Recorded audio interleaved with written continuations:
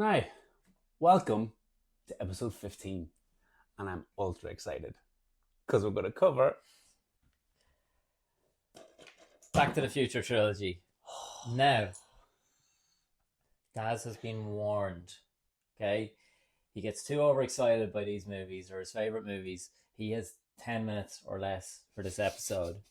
Okay, because he'll just get. I'm going to do my best. Yeah. Okay. I'm going to do my best. All right. Well, off you go. Tell us stuff that people don't already know, because everybody knows everything about these movies. All right. Okay. Well, one of the fun facts I love about this movie is that the time machine was originally supposed to be a fridge, which I don't think a lot of people knew. Okay. And then after the fact that it was decided to be a car, the DeLorean was originally supposed to be a Ford Mustang.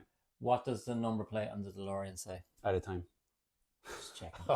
Oh, you checking my creds? Because I watched the first two again over the weekend just to catch up. Yeah, but the license plate actually comes off in the first movie. Yeah.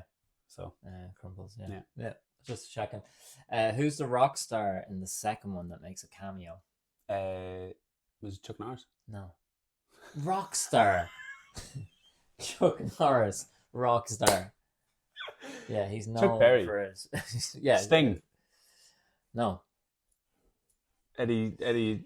See, he says it's his favorite movie, but It's the fella who plays Nichols. No. Who is it? Flea from the Red Hot Chili Peppers. Oh, that's who I was trying to think when I said Sting. Yeah, that's who you're trying to think. He plays Chuck Norris. Yeah, no. he plays Nichols. Nichols, is that his name? Or No, I don't think so. Is it? I think it is. The guy who's up on the screen in the second Yeah, one. and he's the one that he races against at the end, and they nearly crashes. Just checking these things, but it's not Chuck Norris. I always thought Flea. Yeah, go on here. So everybody knows that originally it wasn't Michael J. Fox. Yeah, cast. It was Eric Stoltz. Eric Stoltz. He did actually like 6 weeks of filming. Yeah. Before they were like decided that he was too heavy on the character. Yeah.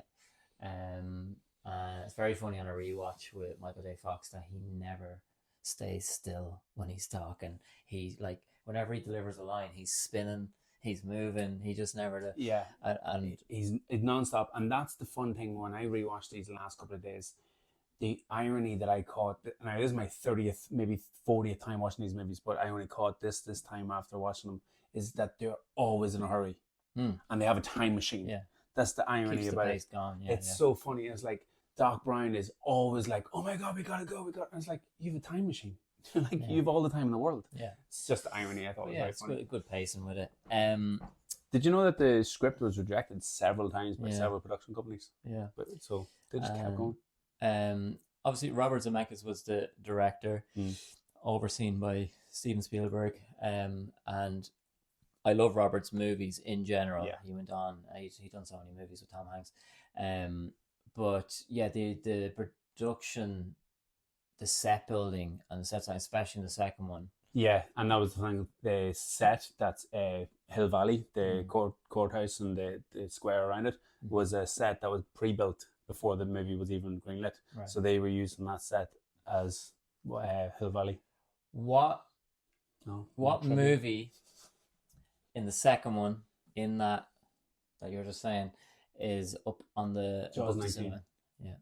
Yeah, which is funny because some of the cast and crew worked on Jaws 1 and Jaws 2. Jaws 2. So two things I want to say on rewatches. One, when did you watch it from last? Over the weekend. Oh, did you watch it? Oh, yeah. But on rewatch over the weekend, the second one, it got a lot cheesier. Yeah. Well, I think it had to get cheesy. They were going to 2015. Yeah. Do you know? But it got. I didn't remember like just how cheesy it was with his son and that whole fight in there, and then like I know the hoverboard thing is the classic scene, but it just got very like Flintstone-y, cartoony for me. Well, the hoverboard thing was necessary for a payback came from the end of the third movie. So the hoverboard was kind of like foreshadowed the whole way through to the very end of the third movie. Otherwise, we wouldn't have had the end of it. No, I'm not saying anything about the hoverboard. I'm just saying, but just that whole sequence, that whole chase and all that, it just felt so far removed from the first one. And then it was really jarring that in the second one, they replaced his dad. and they replace his girlfriend. Yeah. So the second movie starts at the very, very end of the first movie, and it's actually scene for scene for the first 5 minutes. They replay it. They had to take it because they changed the actor that plays Jennifer, his girlfriend. So, and it's nearly done identically. I actually watched a video where they were done on top of each other. It was like, and it was word for word, scene by scene. It was very well done. Anybody know what year did they go back to? In the first movie. In the first movie, they went back to 1972, was it? They went back to the year 1955, November 5th. Oh. And it was 30 years, which also means that if Marty McFly went back from the year 2025, he'd be going back to the year 1995, which is mad to think, because the technology jump that we've seen in the movies from 85 to 55 was massive. But the technology jump from 2025 to 1995 isn't that major. Like, still, it's, mobile phones, and there was internet was coming on the go, like, But they go to 2015 then. And then they go to 2015 in the second movie. And they flying cars. And they had flying cars, hoverboards, and it was just a bit OTT. But I remember in the year 2015 where everybody was like, "Oh, we're going to be getting hoverboards on October 26th," which is obviously the year that they came back from, 1985. And it was fun. It was like, oh my goodness, Marty McFly's going to appear any moment. But they went over the top with the futuristic aspect, but they got a lot of things right. They got FaceTime right. When you were talking about Flea. Yeah. They had electric cars. Mm-hmm. They had that right. There's so many aspects that they got bang on. The two kids in the diner when... Frodo. Yeah. Is Elijah Wood. Yeah. Did you not know that? Yeah. I knew. I thought you seen it there over the weekend. You're like, other people that people didn't notice was Billy Zane. Yeah. Is one of Biff's gang members in the year 1955, and in the year 2015, Biff's grandson, one of his henchmen or gang members, was Jason Scott Lee. Mm-hmm. They don't even have, I think they have like one line words, and it's like, oh my goodness, like, same as what we always talk about on the show. It's so cool. Come from somewhere. And like Elijah Wood had a line in it as well, so it was brilliant. So which is your favorite one? I was having this discussion with the missus yesterday because I was watching the third one yesterday, and her favorite is the third one, and I can see why, because it has a lot of cool stuff in it, like, the whole Western aspect, and the love attraction that Doc got, even though he's like pure science man and like only lives to be a scientist, and then he gets like love at first sight. So I can understand why she enjoyed that. My favorite is number one, and always will be number one. Yeah. It's just the best. It runs smoothly. Like the fun thing that I noticed in the first one, and I don't think it was until it paid off for me when Google became a thing, you start Googling things. When he went back to the future and he drove straight into the farm, he crashed into a oak tree, a pine tree, apologies. And the car park where they do the time traveling is at a mall called Twin Pines. And when he went back in time, he crashed into one of the pine trees. And then when he comes back to the future into 1985, it's called Lone Pine Mall. Mm-hmm. I was like, that's so cool. Yeah, that's good. Yeah, I love that. It's layered. So layered. It's very clever trilogy, and a lot of link-ins.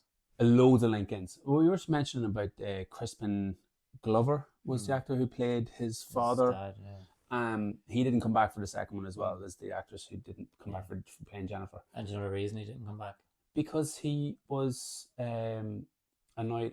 No, I don't know why he didn't come back. I knew he tried to sue them. He wanted to change the script that it wasn't geared towards making money. Yeah. He thought it was a bad message to give kids. That's right, yeah. But he then went on to try and sue. He did sue them and successfully won, because they used the mold. That's what it was. From the first movie when they aged him up, yeah. And they got another actor, stuck the mold on his face and tried to pass it off. And they tried to disguise it by having him upside down. Do you remember when he comes into the first scene? And then the scenes that they used, that was the younger self from the 1955 periods, were screen grabs from the first movie, which they were allowed to use because it was property of the production company. One thing I don't remember on a rewatch was Michael J. Fox playing his daughter. And his son. Yeah. That was so good. Remember that. Yeah, it was very good. It's quite jarring. It was like, oh yeah, I forgot about that. Yeah. But yeah, so I'm gonna watch the third one again because I hadn't watched them in a while. So I don't know if this has been confirmed or not confirmed, right? But the movie's Goonies, right? Oh, here we go. Goonies is set on the same day. Yeah.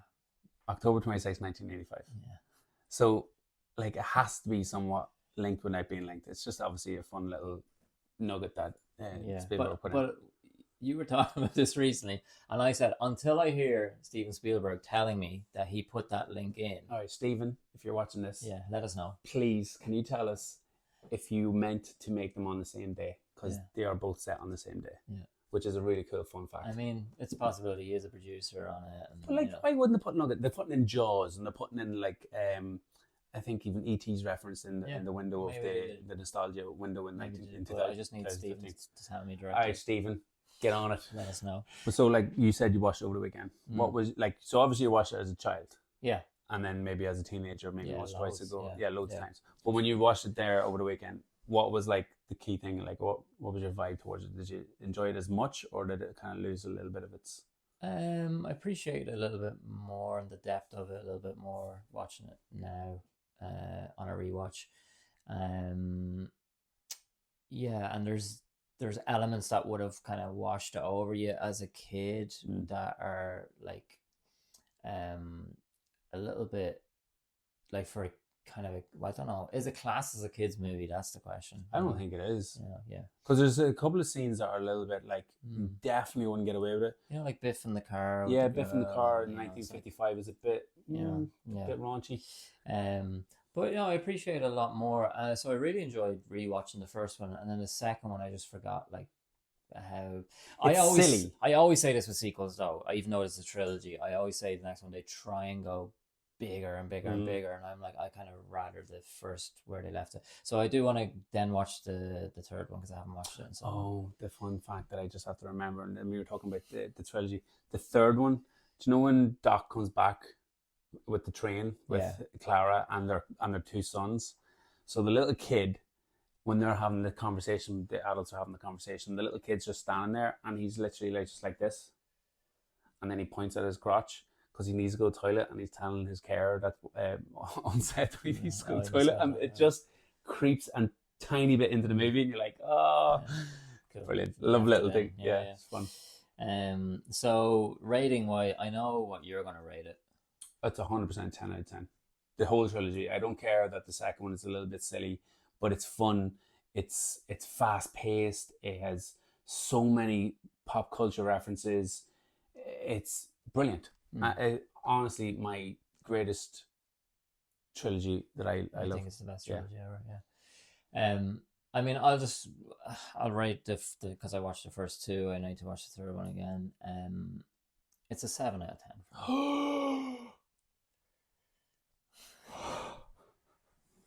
A friendship. It's good. It's enjoyable. It's fun. I watched it so much as a kid and all that. I just don't love it as much. Finish the trilogy and then come back. And I know. Yeah, I remember the third one enough. Like, it's not going to push up the score too much higher for me, really. But it is. It's great character, and Christopher Lloyd is incredible. And on a rewatch though, I kept seeing him as Uncle Fester more. As that, you know, and you just keep hearing the way, and I know that was way before Addams Family, but I just kept hearing I Uncle can Fester, see where you come from. But he's amazing in it, and Michael J. Fox is amazing in it, and you don't get movies like this anymore. No. Amblin, depth, feel good but clever, and the links and the everything. And the amount of thought process that goes into the story arc. Yeah. Not just in the movie, but the fact that there's so many callbacks from like the first movie straight through to the very end of the third movie. Yeah. It's like, it's so really thought out well, and I love it. Did they always plan it as a trilogy? I don't think so. I think it was just like, oh, this is brilliant, let's just bang out, and then just kept going. And that was the one thing that annoyed me about the second one. At the end of part two, it shows you scenes from the third one. And I don't know whether or not that's how it originally was, because they don't do that in the first movie. The first movie doesn't end with them showing you the scenes from the second movie, because obviously they hadn't made any of the second movie. But the second movie ends with showing you parts of the 1885 part. And I was like, that's a bit, don't show people. That's like showing half the stuff in the trailer. Yeah. I hate that. Yeah, I don't like that with some of the old crime shows that I watch as well, like Columbo and stuff. When the start of the episode shows you on tonight's episode, I'm like, I'm watching it. Yeah, don't tell me. You know? Yeah. I want to be surprised. But my all-time and most important thing about this trilogy is that it will never be remade. It'll never be sequeled. It'll never be prequeled because of the deal with Spielberg and contract. Yeah, because there was talk about it, wasn't it? And it's locked. You can never ruin this by making a remake of it. Okay, so I don't know if this was under 10 minutes, over 10 minutes. It seems like it was over 10 minutes. I think we did well. Yeah, well, it's his favorite. It's his favorite movie. So he was nagging me from episode 1 to episode 14 to do. I mean, as if I'm a wife. He's nagging me. Yeah. So there you go. Back to the Future. Thanks for watching, everybody. Do a trilogy over a weekend. It is worth watching. It is worth watching.